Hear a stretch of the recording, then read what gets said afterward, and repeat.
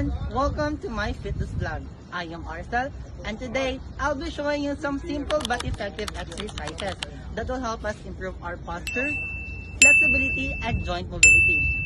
Along the way, I will also explain the body plane, joint movements, and muscles involved. So what are you waiting for? Let's get started! The first exercise that I'll be executing is the jumping jacks. Jumping jacks, frontal plane, abduction, adduction, deltoids, glutes, and legs. It happens in the frontal plane involving abduction and adduction of the arms and legs. The main muscles working here are the deltoids, glutes, and quadriceps. The second exercise that I will be executing is the squats. Squats, sagittal plane, flexion, extension, quadriceps, and glutes.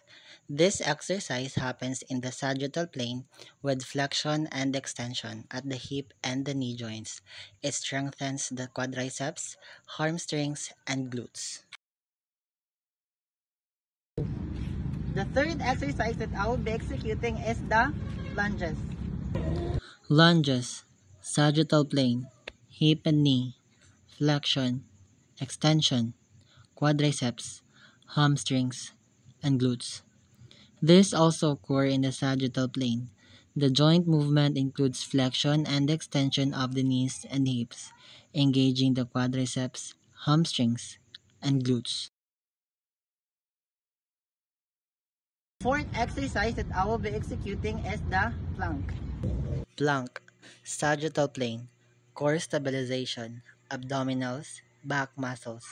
This movement takes place mainly in the sagittal plane and focuses on stabilizing the core muscles.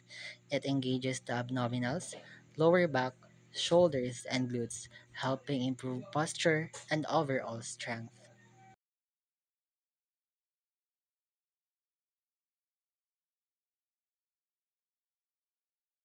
The last exercise that I will be executing is the torso twists.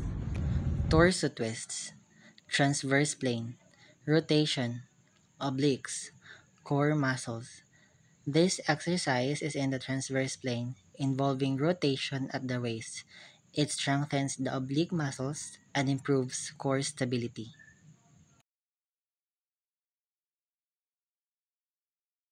These exercises are very important because they target different kinds of muscle groups and body planes, improving overall balance, strength, and flexibility. For example, squats and lunges strengthen the lower part of the body while the torso twists enhance core stability. Always remember the safety tips. Warm up before exercising, maintain proper form, and avoid overdoing it to prevent the high risk of injury.